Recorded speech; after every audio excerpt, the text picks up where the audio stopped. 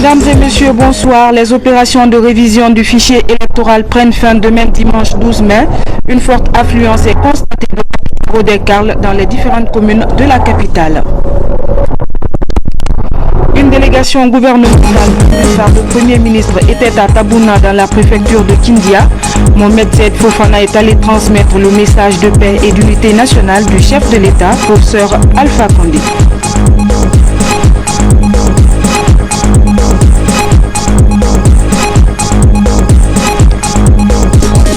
Clôture des 5e journées médicales à Conakry, un cadre de concertation entre médecins guinéens et français pour plancher sur les problèmes qui assaillent ce secteur.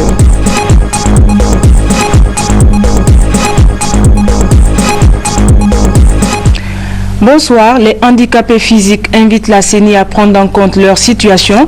Ils veulent participer effectivement au processus électoral. Lors d'une rencontre avec les membres de cette institution, ils ont évoqué le cas des muets et non-voyants qui ont besoin de savoir comment voter pour leurs candidats aux législatives. C'est du Diallo. Responsables des ONG de défense des personnes handicapées de Guinée ont rencontré ce matin les membres de la Commission électorale nationale indépendante. Objectif, discuter avec l'institution de leur implication dans les campagnes de sensibilisation sur les différentes étapes du processus électoral. Ils sollicitent d'ailleurs la mise en place d'un cadre de concertation entre les deux parties pour la vulgarisation du code électoral au niveau des personnes handicapées et faciliter également leur accès au bureau de vote. Nous avions constaté que lors des derniers votes, nous avons certaines personnes handicapées qui n'ont pas eu la chance d'accéder au bureau de vote. Ceux qui sont en tricycle, il n'y avait pas les rampes conçues à cet effet. Donc, les personnes non-voyantes ont des difficultés. Elles sont obligées d'être assistées même dans l'isoloir parce que nous n'avons pas de bulletin tactile. Nous demandons qu'ils établissent des bulletins tactiles pour les non-voyants aussi. Face à ces doléances, le président de la CENI a rassuré les personnes handicapées de la détermination de l'institution à tout mettre en œuvre pour faciliter leur participation aux prochaines législatives. L'handicap peut être physique, il peut être mental, mais ça reste toujours des êtres humains qui servent aussi d'autres êtres humains.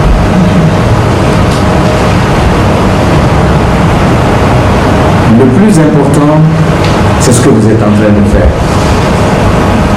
C'est la revendication de cette voix. Vous êtes des citoyens au même titre que tous les autres Guinéens. Vous avez le droit de vous exprimer. Vous avez le droit aussi de bénéficier de tout ce que la société a prévu. Pour toutes ces raisons, en tant qu'institution républicaine,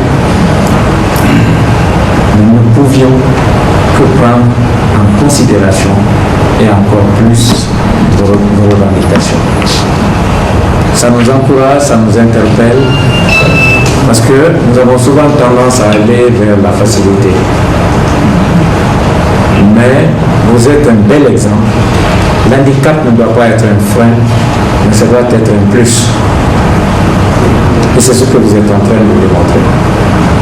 La CENI vous accompagnera. Toujours pour faciliter ces doléances présentées par la FEGIPA, la CENI envisage d'installer des bureaux de vote au niveau de la Cité de Solidarité, de la mosquée sénégalaise et de la grande mosquée Faisal de Conakry. La fin des opérations de révision des listes électorales, c'est demain dimanche. Une forte affluence ce samedi devant les différents points retenus pour ces opérations. Un engouement total et de longues files, comme nous le montre ce reportage signé Younous Atawel Kamara.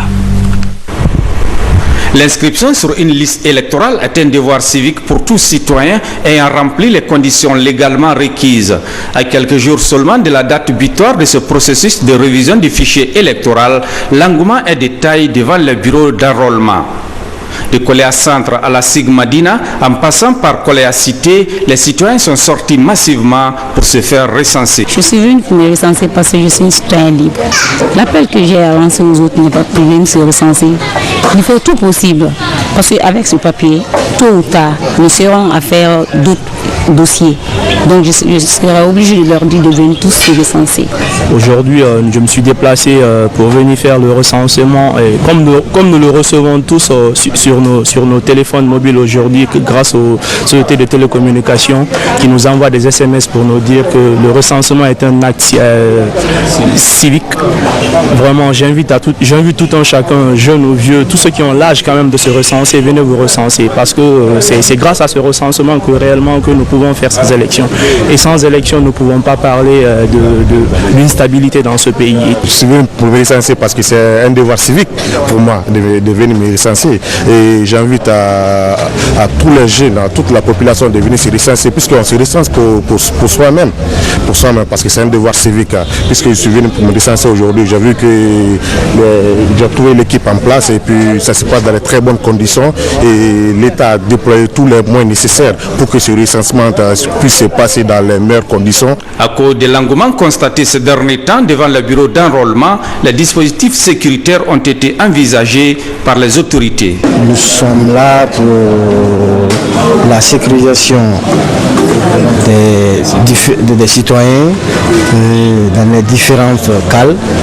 Donc pour le moment, nous disons tout va bien, pas de problème pour le moment. L'engouement, je vous invite, les gens viennent massivement parce qu'à ce jour, on a près de 4000 enrôlés déjà. Avec un qui est sûr, bon, on ne connaît pas parce que les enfants de 18, 19 ans qui viennent se faire recenser, c'est à l'arrêt qu'on pourra donner un chiffre définitif. Pas facilement parce que ce n'est pas tout le monde qui comprend, mais depuis qu'on a commencé, ça fait maintenant plus de 3 semaines, les gens commencent à comprendre et ils viennent massivement, viennent décider, tout le monde veut s'enrôler. L'on constate ces dernières journées de révision des listes électorales une forte affluence dans la plupart des cas. Reste à savoir si le 12 mai, soir pour la fin de la révision du fichier électoral, sera respecté. La CENI et ses démembrements, les opérations de révision du fichier électoral prennent donc fin demain 12 mai. Les bureaux des commissions administratives de révision des listes électorales ne désemplissent pas. Les populations se sont massivement mobilisées pour accomplir leurs devoirs civiques. Le constat de Habib Thiam.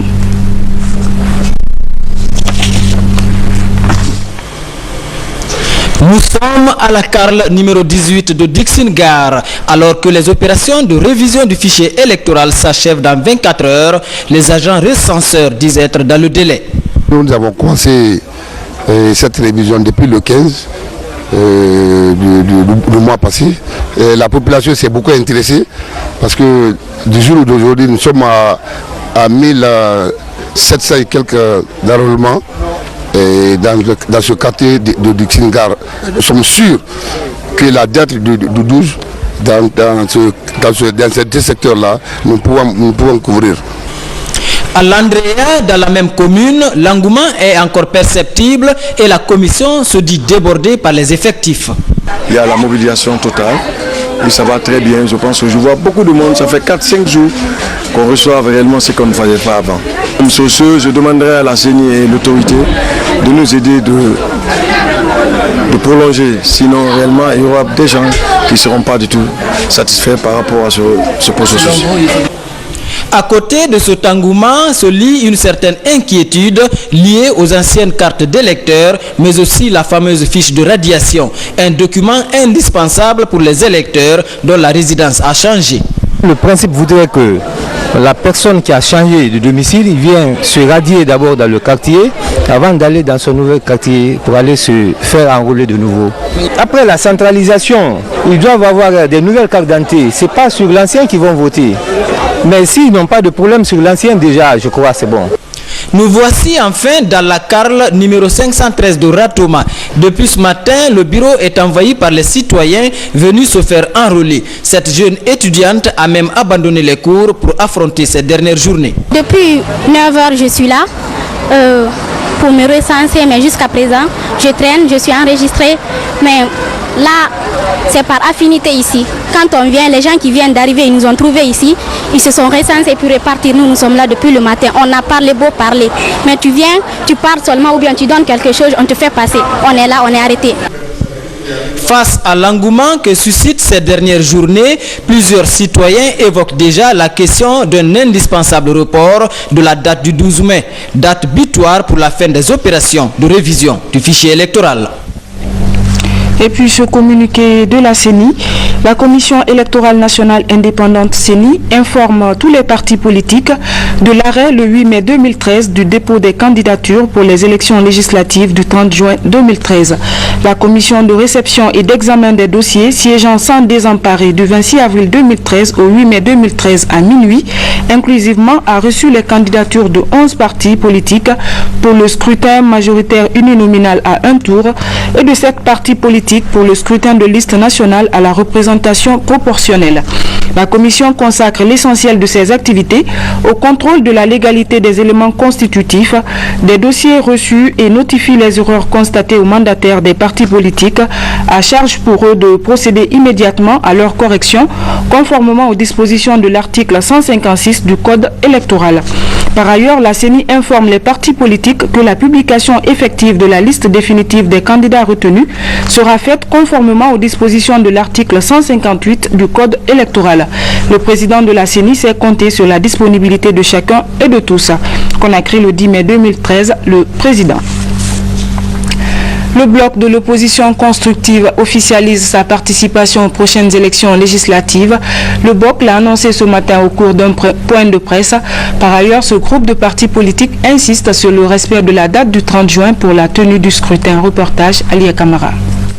Le bloc de l'opposition constructive entend démontrer la place que la jeunesse guinéenne doit et veut prendre dans le débat politique national. Une place de choix vu que le BOC présente 76 candidats sur la liste nationale au compte des prochaines législatives. Des candidats essentiellement des jeunes qui iront au scrutin sous la bannière de l'ADC, Alternance démocratique pour le changement. Mais le BOC exclut toute possibilité de rejet de la date du 30 juin.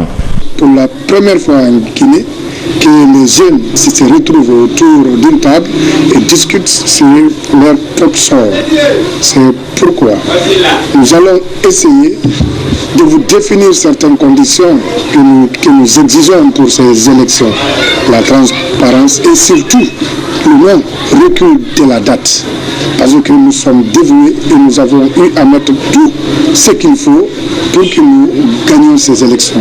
Le bloc de l'opposition constructive est constitué de 22 partis politiques et sa liste ADC est une compilation de l'élite juvénile qui forme cette alliance suivant des critères précis. Nous avons discuté d'abord selon la carte politique et la carte signalétique de chaque parti. Chaque parti a eu à définir d'abord qu'est-ce que c'est la carte politique dans son fief et qu'est-ce que c'est la carte signalétique. Alors, pour nous, la carte signalétique a mis en œuvre en repérant le lieu, les fiefs où le BOC est plus représenté. À l'heure de la relance du dialogue politique par le facilitateur onusien Saïd Djidit et des opérations de révision des listes électorales qui connaissent de l'engouement, le BOC estime que la Guinée a toutes les cartes en main pour aller aux urnes le 30 juin prochain. Les rideaux sont tombés cette semaine sur la formation des secrétaires généraux des préfectures et communes urbaines de Guinée, une session pour améliorer la capacité de gouvernance des administrateurs de développement. C'est une initiative du ministère de l'administration du territoire et de la décentralisation. Compte rendu Mohamed Lamine Kamara. 10 jours durant, les 33 secrétaires généraux des préfectures chargés des affaires administratives et 19 secrétaires généraux des communes ont renforcé leurs capacités en matière de gouvernance territoriale participative. Des thèmes comme la gestion administrative des manifestations politiques, la notion sur la déconcentration et la décentralisation et le rôle des secrétaires généraux en matière des libertés publiques ont été développés par les hauts cadres de l'administration publique. Cette politique du chef du département vise à faire du personnel de commandement des acteurs de développement au service des populations. Aujourd'hui, l'administrateur territorial doit se positionner en prestataire de services dans le cadre de l'accompagnement des collectivités locales pour que la finalité soit de produire une bonne gestion publique, autrement dit, une gouvernance territoriale participative dans le cadre de la synergie pour que chaque acteur s'y donne et que, en finalité, les populations soient les bénéficiaires. Parmi les priorités du ministère de l'administration du territoire et de la décentralisation, la formation des cadres du département et ceux des services déconcentrés et décentralisés figurent en bonne place. En tout cas, la relance des activités du centre de formation de Sérédou est une nécessité pour relever le défi. L'administration est fondamentalement tributaire du niveau de ses agents. C'est dire que notre fierté est proportionnelle à l'amélioration de la qualité des services du centre. Or, cet objectif historique qui est le nôtre ne peut être atteint que par le soutien combien déterminant du gouvernement en général et de monsieur le ministre de l'administration du territoire de la décentralisation en particulier. Chacun doit se mettre constamment en question, quels que soient vos âges, quelles que soient vos préfectures. C'est cette perfection que nous sommes en train de chercher auprès de l'administration. Malgré la distance qui relie Macenta à Conakry, le centre de Sérédou devrait être érigé en une école nationale d'administration ENA, car ce centre semble un cadre idéal et propice pour la formation des administrateurs territoriaux du pays. Une délégation gouvernementale conduite par le Premier ministre était ce vendredi à Tabouna dans la préfecture de Kindia. Objectif, prendre part aux cérémonies annuelles du Grand Fidao de la localité. Une occasion pour Mohamed Saïd Fofana de délivrer des messages de paix et d'unité nationale. Le point avec Mamadi Kouman.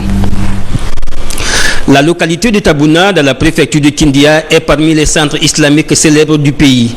Cette année encore, au compte du Fidao annuel, les fidèles musulmans sont venus de la sous-région et des préfectures du pays. Une forte délégation gouvernementale, conduite par le Premier ministre, était présente ce vendredi. Tous sont venus recevoir des bénédictions auprès des érudits et prier pour la paix et la quiétude sociale dans notre pays. Une joie immense pour les organisateurs qui disent apporter leur contribution à l'édification d'une Guinée prospère. Votre présence effective à cette cérémonie est ressentie par les fidèles musulmans de Tabouna en particulier et de la région de Kindia en général comme un couronnement et un départ.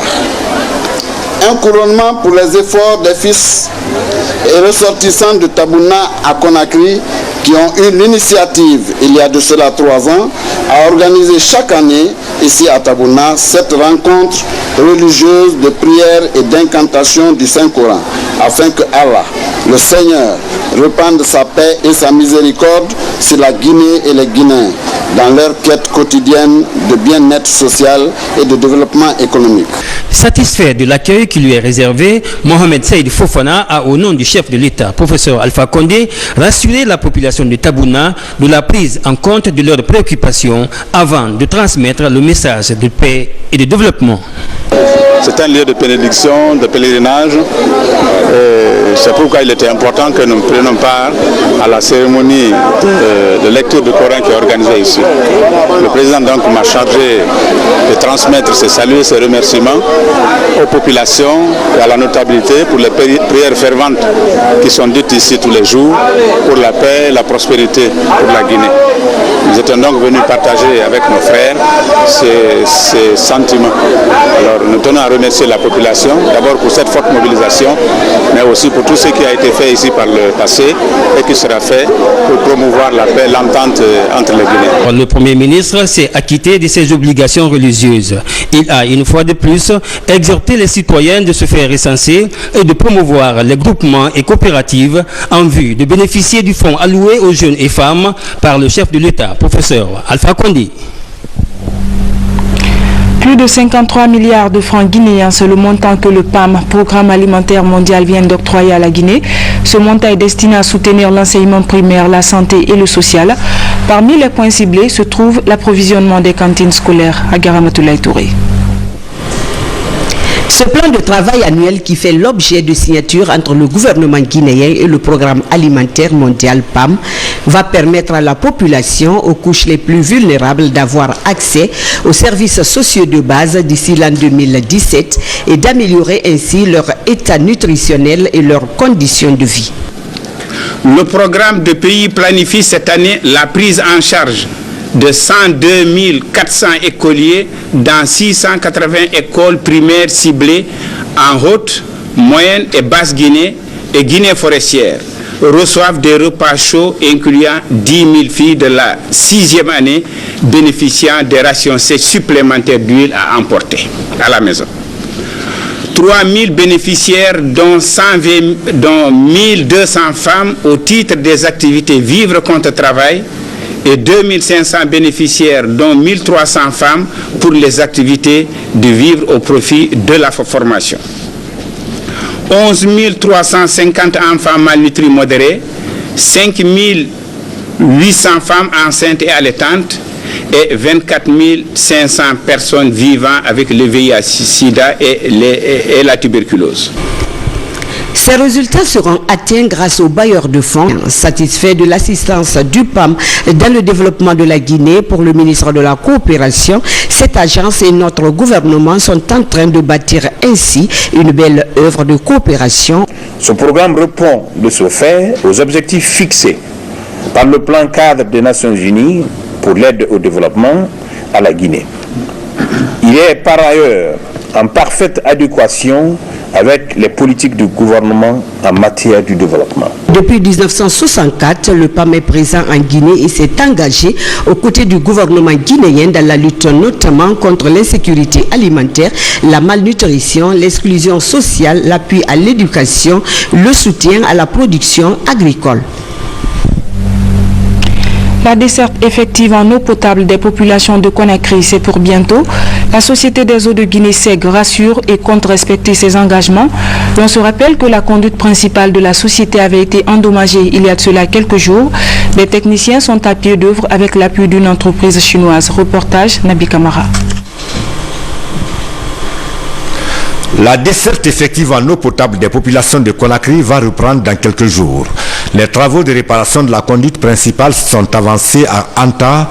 Les techniciens de la SEG et une entreprise chinoise de la place sont conscients des difficultés auxquelles les citoyens de Conakry sont confrontés depuis une semaine par manque d'eau.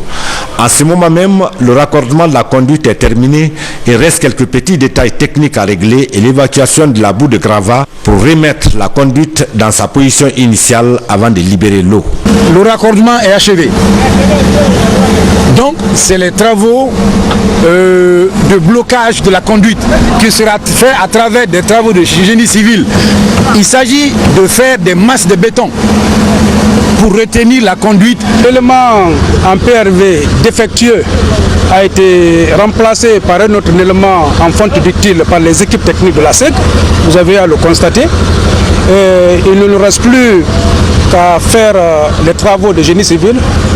Vous avez vu, le ferraillage a été fait. Le béton va être coulé tout de suite.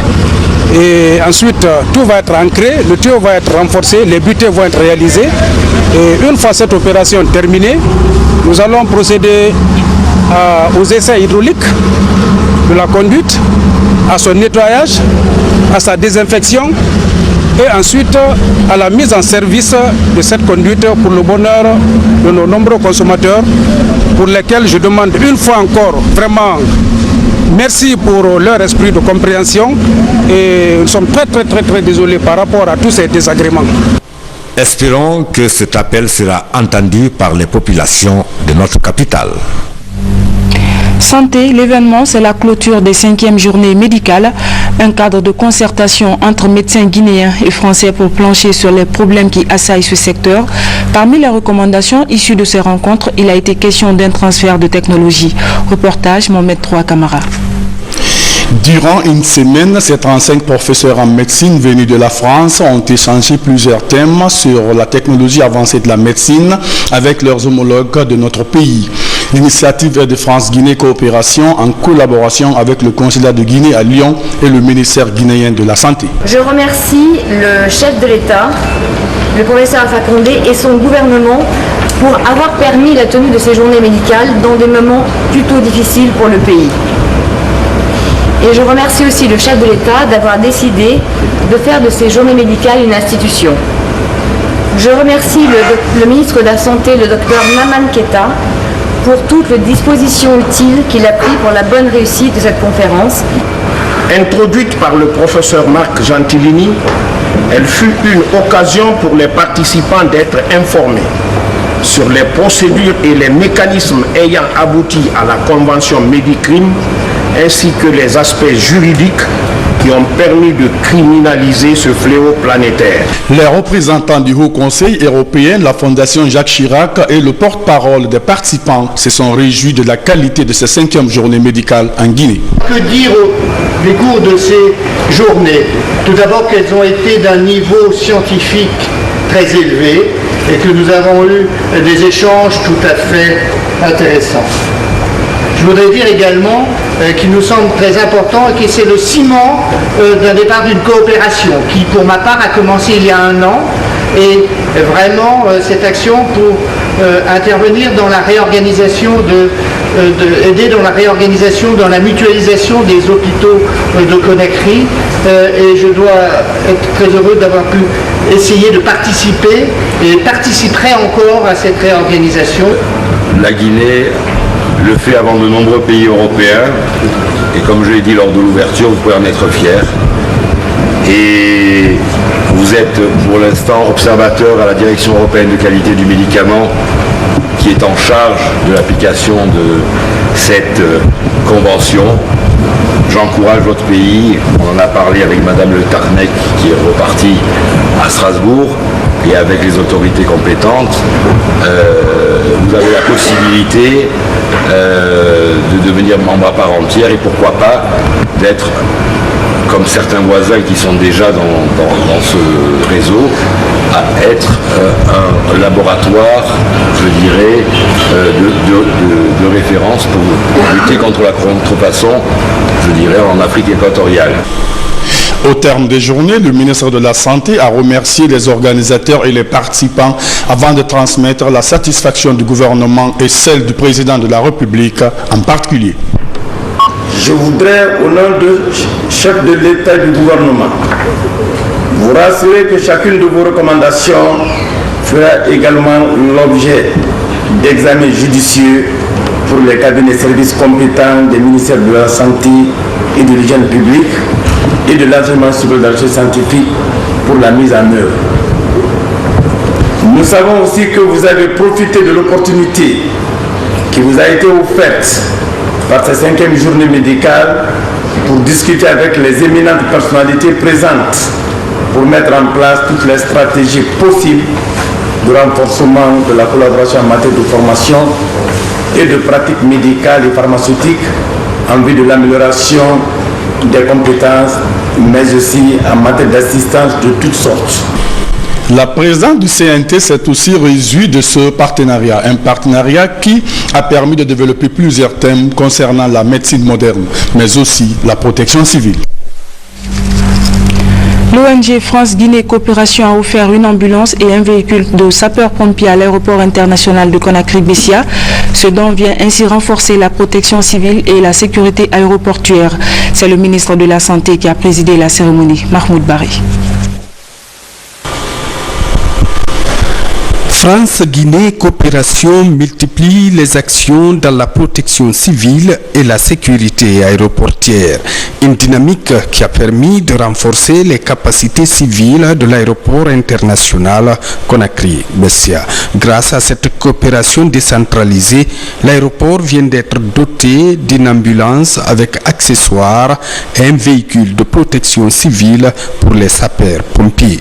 Je crois que c'est une opération assez exemplaire qui a été initiée par Madame la Présidente de France-Guinée Coopération, exemplaire à un double point de vue, déjà parce qu'elle s'inscrit dans un domaine prioritaire, défini comme tel par les autorités, qui est le renforcement de la protection civile, exemplaire en second lieu, parce que je crois que c'est un bel exemple de coopération décentralisée initiée donc par une collectivité locale française, en l'occurrence donc le Conseil général. La protection civile vient d'ailleurs de bénéficier de 2 véhicules qui arriveront très prochainement pour donc les pompiers de Conakry. L'ONG travaille en coopération avec la France et en fait, si vous voulez, par des actions comme celle-ci, la coopération trouve vraiment toute sa raison d'exister et le partenariat est bien entendu fructueux pour la Guinée. Ce don de matériel roulant participe à la protection des populations, mais aussi des équipements de l'aviation civile. Ces dons sont le fruit des journées médicales, ce qui veut dire aujourd'hui que les journées médicales, ce n'est pas seulement la santé, mais c'est aussi d'autres secteurs que nous vivons aujourd'hui. Et je pense que ces équipements permettront, n'est-ce pas, à notre aviation civile d'assurer la protection en cas, n'est-ce pas, de besoin. Votre don nous a permis de rehausser le niveau de protection et d'assistance de notre aéroport. Les membres de l'ONG France-Guinée Coopération ont décerné une distinction aux travailleurs de la SOSEAC pour les performances enregistrées ces dernières années. Toute chose qui contribue au renforcement des capacités de notre aéroport. Le ministère de la Santé et ses partenaires se fixent pour objectif de réduire les taux de mortalité maternelle et néonatale d'ici 2015. C'est dans ce sens qu'ils ont initié une formation à l'intention des chefs de centres de santé et des agents chargés de la consultation prénatale et des accouchements. La formation a été financée par le projet Faisons Ensemble. Souris de Kera, compte rendu. En dépit des efforts substantiels déployés par la Guinée et ses partenaires pour la réduction de la mortalité maternelle et néonatale, le pays affiche encore l'un des taux les plus élevés de la sous-région ouest-africaine, soit 980 décès pour 100 000 naissances vivantes. Au nombre des principales causes de cette réalité, le déficit de formation des agents, notamment au niveau communautaire, figure en bonne place. Cette formation qui vise le renforcement des capacités des agents chargés de la CPN et des accouchements, venus des préfectures de Dubreka et de Forécaria, est une mesure de riposte contre le phénomène. Avec le quinquennat du professeur Alpha Condé, il est inscrit que la réduction de la mortalité maternelle est un des objectifs qu'il veut atteindre. En ce sens que nous donnons actuellement la formation des prestataires en soins obstétricaux essentiels au niveau des districts sanitaires de Koya et de Fourkaria. Rendu possible grâce au financement du projet Faisons Ensemble, cette initiative répond parfaitement aux objectifs du département de tutelle qui fait de la santé de la mère et de l'enfant une de ses priorités. Les gens ne connaissent même pas remplir le partout. Ils ne savent pas quand est-ce qu'on commence un partout, ils ne savent pas quand est-ce le partout doit finir. Donc le cours que vous êtes en train de prendre, le partout est l'outil essentiel dans la réduction de la mortalité maternelle pendant l'accouchement. Si nous atteignons vraiment ces objectifs, c'est bien vous. Donc le département compte beaucoup sur vous. Cette remise à niveau des agents sur les soins obstétricaux essentiels s'étendra à l'ensemble des districts sanitaires du pays. Les districts de Koya et de Kindia seront les prochaines étapes. Dans la perspective des prochaines consultations législatives au niveau de certaines commissions administratives de révision des listes électorales, on s'inquiète pour l'enrôlement du reste de la population. Dans les préfectures de Koya et du Breka par exemple, beaucoup reste à faire malgré l'engouement des citoyens. Mangafo Détouré. À quelques heures de la fin des opérations de révision des listes électorales, à Koya, les techniciens de la Commission électorale nationale indépendante CENI sont débordés. Ici, à Gomboya, c'est une grande foule qui passe par tous les moyens pour se faire recenser. Autour de ce bureau, les femmes sont assises sans espoir. Les hommes se bousculent à la porte et les plus jeunes sont parfois perchés aux arbres ou accrochés à la fenêtre en attendant d'être appelés. Un scénario au bureau de Sanoya. On est envoyé tous les jours. Des fois, les membres des cadres plus les opérateurs peuvent rester. Ils peuvent commencer de 8h et rester jusqu'à 20h. Et malgré tout ça, là, ça ne fait que... On dirait qu'on ne diminue même pas.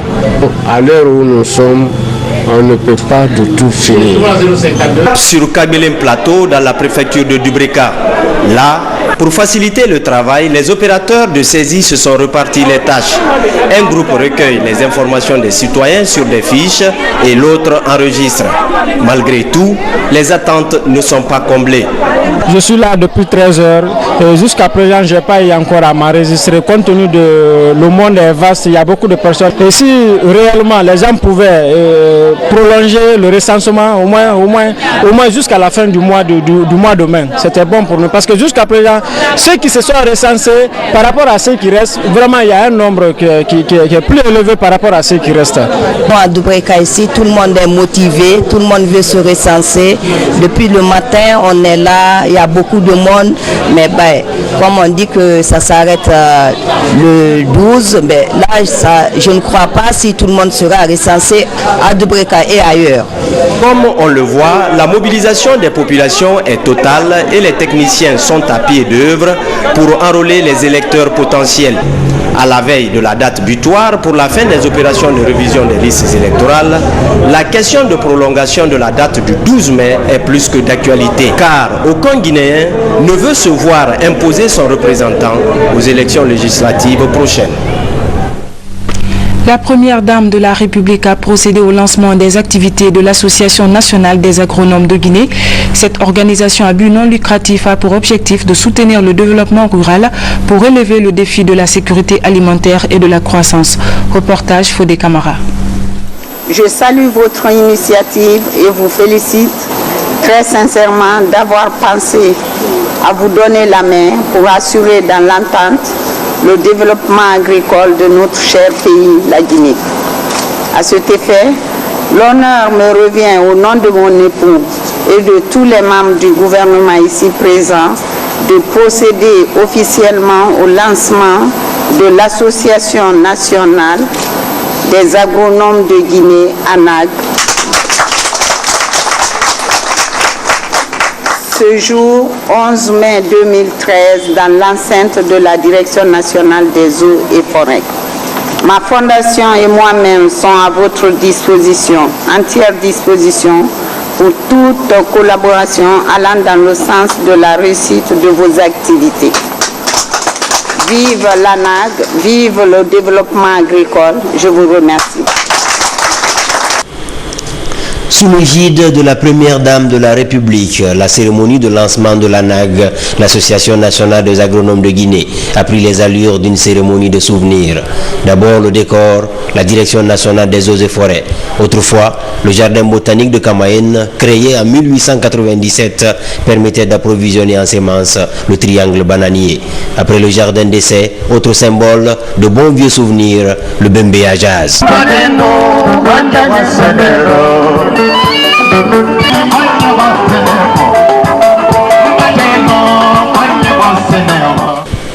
Fierté nationale, le Bembea a commencé son odyssée le 15 avril 1961 à Beila, une ville qui abrite la ferme de Famoila, fleuron de l'agro-industrie. Dans les années 70, cette ferme produisait du beurre et du fromage avec le croisement de la race Ndama d'ici et Stepnaya Krasnaya de Russie. C'est à cette période que la plupart de ces acteurs du développement rural ont affûté leurs armes. Aujourd'hui, ils décident de se donner la main pour aider 6 millions d'hectares de terres fertiles à nourrir 12 millions de Guinéens. Il était donc temps pour que les agronomes guinéens se ressaisissent, pour accepter de se mettre ensemble dans une association leur permettant de défendre leur corporation d'une seule voix. Il a fallu y penser maintenant, cela aurait été fait plus tôt. Quand on sait que 85% des Guinéens sont du monde rural, nous aurions dû être les premiers à donner l'exemple. Mais l'adage le dit, il n'est jamais trop tard pour bien faire. Merci donc aux organisateurs, aux initiateurs, mais de ferventes prières doivent être dites pour que la flamme allumée aujourd'hui soit une flamme olympique, qu'elle ne s'arrête jamais, qu'elle ne s'éteigne jamais. Entre autres défis, le baptême du feu de l'Association nationale des agronomes de Guinée devrait permettre de gagner le pari de réduire l'importation du riz. C'est un défi pour nous, le secteur du développement rural. Fédérer de tels efforts, créer une liaison entre le monde rural resté à la base et la sommité des compétences techniques au niveau des départements, je crois que cette association a un défi à relever. Et nous sommes là pour accompagner cette initiative. Beaucoup de personnalités sont là aujourd'hui qui sont des sommités du monde rural, qui ont des compétences, qui sont des professeurs, des docteurs. Moi, je ne suis qu'un facilitateur du monde rural. Je suis À votre disposition, je facilite la politique agricole du professeur Alpha Condé, mais j'ai souhaité fédérer autour de moi toutes les compétences. Et je crois que cette association vient à point nommé pour m'aider dans la concrétisation de cette vision. L'Association nationale des agronomes de Guinée, ANAG, est une organisation à but non lucratif.